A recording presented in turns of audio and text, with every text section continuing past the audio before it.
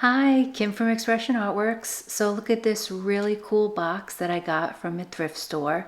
I just love how it has all that distressed look and rustic farmhouse style, and I didn't have to do anything with it.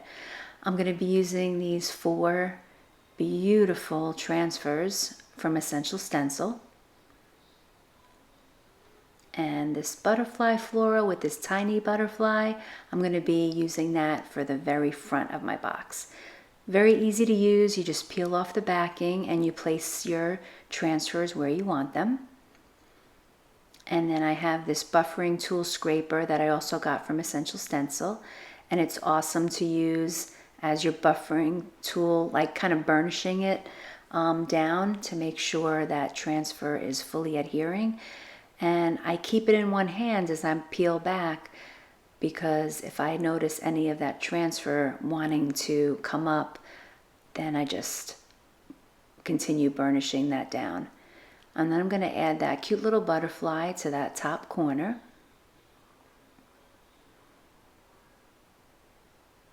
I love the Essential Stencil transfers. I love the vibrancy that they have, the realistic look that they have, and they really work well. With this box, I was wondering if there was maybe a little bit of a top coat or some kind of, I don't know, finish to it, because the transfers were giving me a little bit of a hard time staying down. Obviously, I got them down, but I just had to, work a little harder.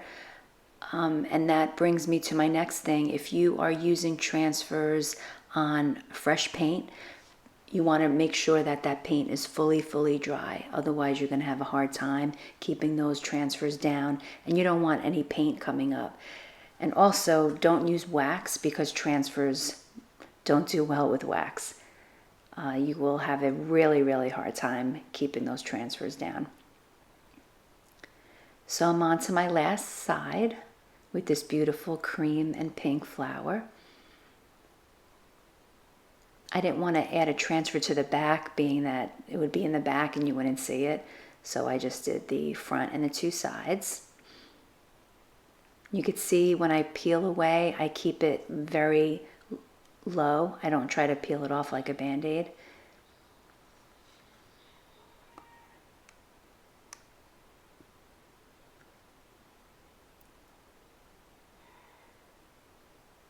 And I was really happy with the way they turned out.